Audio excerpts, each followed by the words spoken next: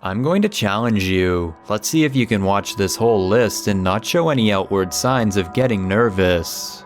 Number 5. This video is just one big safety violation that will leave your hands especially sweaty if you're at all afraid of heights. Even if you aren't remotely afraid of heights in the least, I guarantee that experiencing this situation for yourself would give you a fear of them really quick. Alright, so these guys are done work for the day and the only thing left for them to do is to take apart this platform and go home. Surely the first step is to get off of it and safely lift it over the ledge together as a team, right? Nah, let's make 2 workers stand on it and do all the work instead. The first thing they need to do is bang apart this giant bar with a hammer. The same bar that's reinforcing the platform they're standing on and making sure they don't fall. They've already taken one bar off, so now it's time to do the other.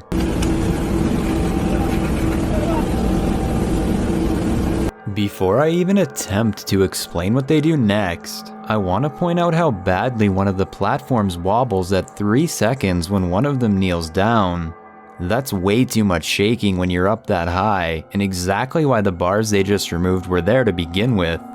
You don't want any shaking at all. The guy next to him can't grab the bar fast enough when it shakes. By the way, tell me how many feet in the air you think they are. High enough is my answer. Okay, so both reinforcement bars are up and over. The first phase is finished. Now let's up the ante and make this twice as terrifying. They both reach down and pull up on the platform to reveal it's actually nothing more than 2 sections of thin material that isn't even bolted down. It just sits in place until you lift it. I just want to say that one more time. These planks were sitting on top of the bars, not bolted in or anything.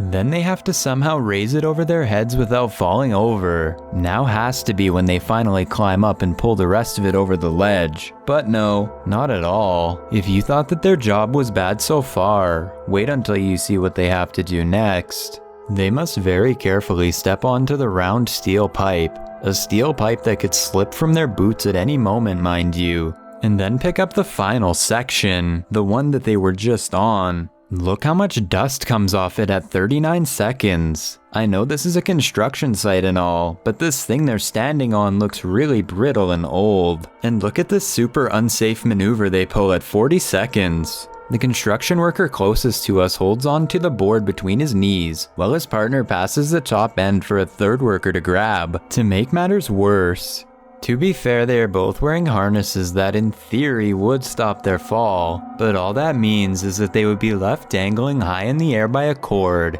and that's in the best case scenario. In reality, I don't think a company that lets their workers act like this is very concerned about keeping up-to-date safety equipment, so their harnesses are probably next to useless. And it looks like things just get even crazier from there.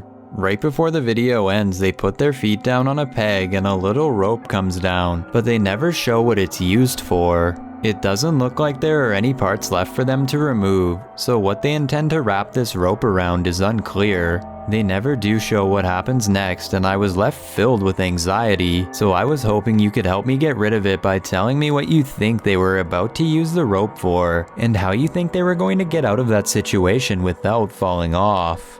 Number 4.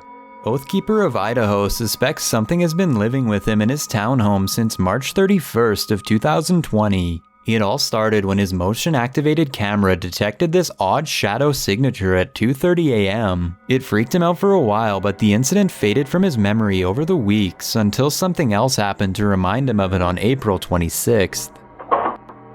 It looks like there'd be enough room to hide back there and fake this video by pulling the lever, but I'm not sure. I was wondering if his couch had paranormal attachment or something, but this next video clears up what's really going on. 12:41 a.m. on March 13th is when he sees his neighbors leaving their apartment late at night. The only problem is that the elderly man and his wife recently passed away. No one lives there, and that's the key word. Lives. This definitely looks like it could be a shadow figure, possibly the same shadow figure that he found in his apartment months and months before. The very next day, his motion-activated CCTV system records this mysterious black shape float up and disappear when it gets to the door of his white car. It seems like the shadow person is helping itself to his couch and and now his car. Or it could just be an insect walking across the lens. I'm not sure. That's when Oathkeeper of Idaho decides to review his video archive for more evidence and retrieves this incident captured on March 18th.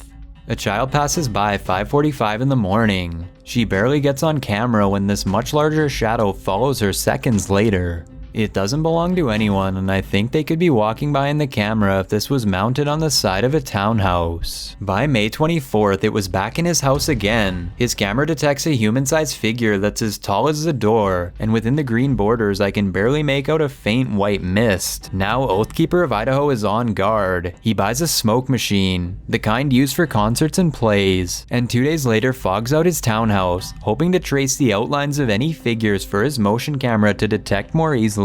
With his house full of smoke, he catches this fleeting apparition trying to streak away and knows he has a paranormal problem. It only seems to come out from midnight on. None of his videos happen during the day. It always wants to head up the steps towards his room. Again, straight up the steps it goes. Only one, always. And I doubt this is a dust particle because not even abandoned houses have dust particles that are this big. If this is just random dust, then it's weird how it's always moving in the same direction. And it's not just his townhouse or the surrounded lot that's haunted. Not even his landlord's office is safe. Here you can see the lights are obviously out, but what's that in the mirror? It's the reflection of the chandelier lights that apparently aren't out after all. By June 11th, the spirit seems to have made itself totally at home. It walks around the corner as indicated by 2 green motion boxes, and then turns around to go up the stairs. You can see the area lighten just after the shadow person moves up the stairs. But at the same time, I'm wondering if maybe he just opened up a door at the top of the stairs and let some light in. And it seems to be growing bolder and stronger as well, no longer afraid to show itself during daylight hours. It walks right in through the door like it owns the place and forms another green motion detection box. It darkens the wall as it passes. I was almost positive that this was just sunlight coming from the door until I saw what happens when it gets to the other side. This strange black shape pokes up from behind the stairway and goes back under. The only explanation I have for this is maybe it's the tail of his cat.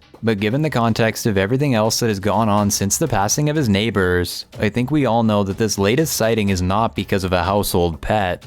Number 3. Taiwanese culture holds a deep reverence for the spirit world along with a healthy fear of them too. There's a 30-day supernatural celebration in Taiwan called Ghost Month. But for the rest of the year it is considered somewhat taboo to brazenly investigate the paranormal like most other countries do. A YouTube channel called Ghost Hunter. They have been documenting the afterlife in Taiwan for over 4 years. On December 24th, 2015, Ghost Hunter heads to an abandoned hospital that was once used to treat patients with leprosy. Their skin would waste away due to a condition that causes leaking lesions to appear all over the body. Ghost Hunter sets up a camera in this area, but I'm not sure why this room is so important. Something especially bad must have happened in here, so try to translate this phrase at the bottom to help us better understand. I do see what appears to be a partially concealed face in the window. Very short, perhaps the spirit of a child. Ghost Hunter puts another camera in this second room. I can see someone peeking through the window here, this time a tall woman. Also, translate this phrase, the phrase at the bottom if you can. Meanwhile, something is with Ghost Hunter in the hallways.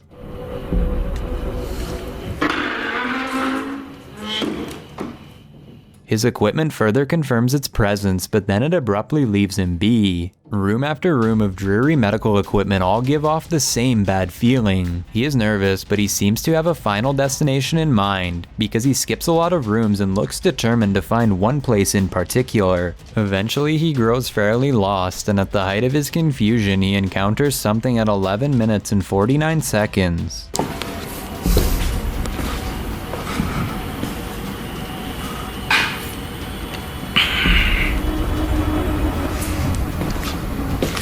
He makes his way to the first room and waits for whatever's in this hospital with him to find him again.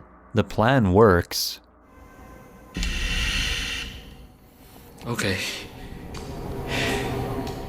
第一个答案是有的。 He feels a force pulling him from the room, guiding him somewhere. At 22 minutes and 54 seconds, he misses a small round face looking at him from around the corner.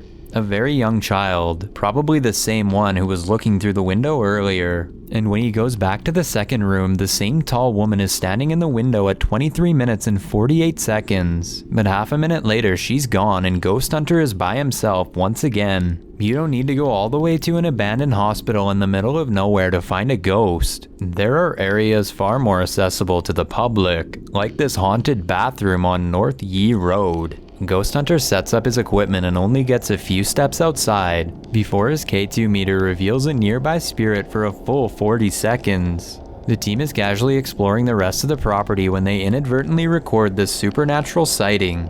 里面不知道是哪一道门哦，有一个敲门声，就这样，刚刚好像敲那个夜的木门嘛。 It looks like a long skinny arm, more like a tendril than a limb, and it reaches out for them 2 times. What could possibly be moving like that?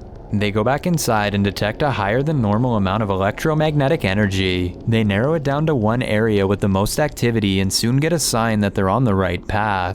12点钟了，然后我们在准备的时候，灯就突然间开了，所以有点古怪，然后我们也没有其他人在。 The camera freezes and they get a spike of paranormal energy. What is she saying to make this happen? 再等个几分钟，或者1分钟，2下。 Meanwhile, he is in a different stall and gets a spike at the same time.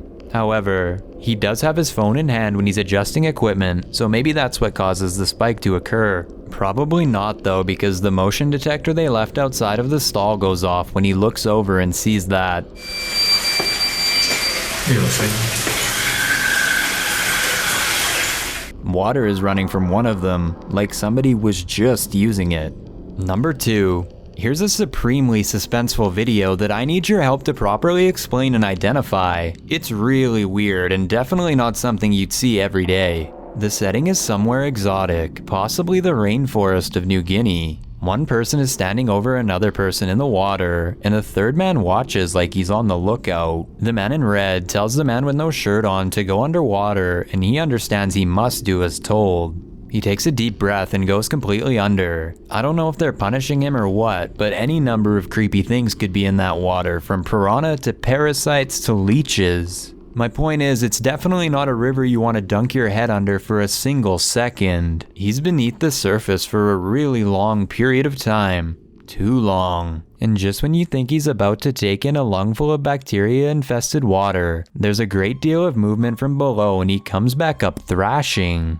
Something is in the water with them. Something from around here, I think. Right around the opening of this fallen tree. Whatever it is, they're scared of it and they want to get away. The person in a red shirt does a funny looking run out of the water, and that's when you see he's actually holding on to a cord of some kind. It looks like they are a team of 3 working together to pull something from under that tree. As they bring it to shore, you can see a waterlogged body covered in mud. Its lifeless arms floating to the surface.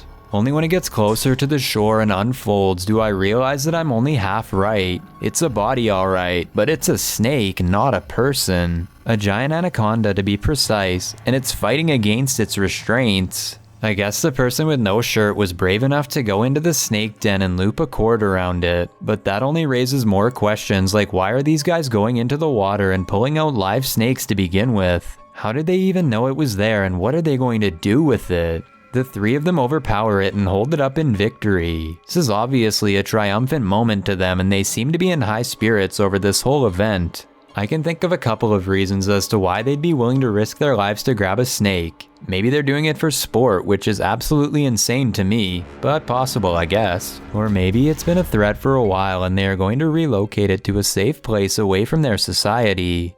I wouldn't be surprised if they had been tracking it for days and are relieved to have gotten it before it ate anyone, especially them. If you know what they're doing here or have a theory about this video, then tell me what you think they were up to. I can't say that I've ever seen anyone catch a snake in this way, and I would be surprised if they ever pull this off again, but it sure was crazy to watch.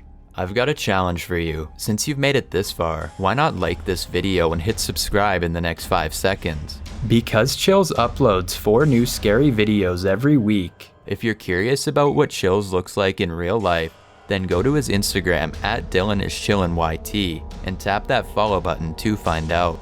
Number 1. Becky is the name of a cursed doll who always does as she's told. Her most recent owner is Jerry, and she has formed a strong connection with him if these videos are to be believed. Okay, I got it recording now.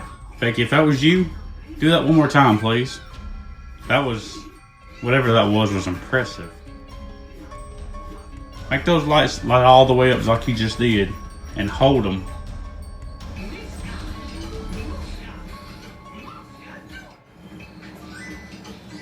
And that wasn't just a one-time occurrence either. Do that again, Becky. Turn out light yellow for me if you're here.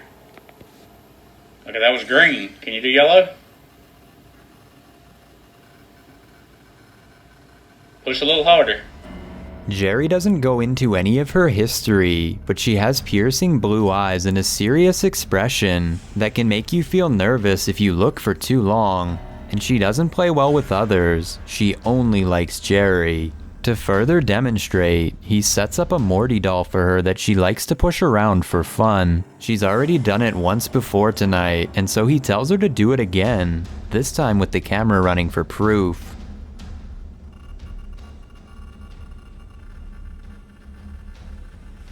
You knocked him off your shelf last time. Can you do it again?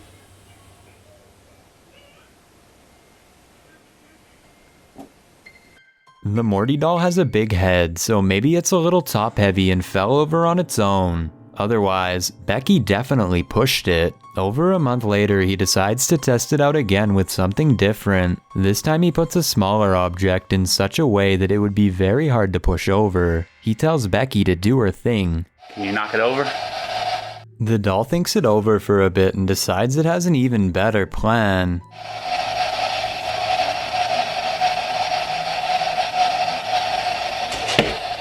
Becky takes the spirit box and tips it over, and I think it really might be her because the spirit box lights up right before it tips over. The light never went on before. Maybe Becky couldn't make the spirit box work and knocked it over out of frustration. Or maybe she was just messing with Jerry by knocking over something different than what he had asked for. Either way, I don't see how that spirit box could fall backwards on its own, especially when the EMF meter next to it remains upright. But Jerry keeps working with her and soon Becky seems to gain control over the spirit box and uses it to talk to him.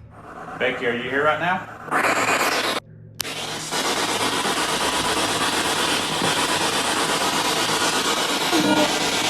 Becky's voice is very distant and muffled at first, but the spirit gains clarity over time. He learns that she is possessed by a spirit who met their end in a gruesome way, and he gets another scary response on that same day. It sounds to me like it's Becky's distant scream.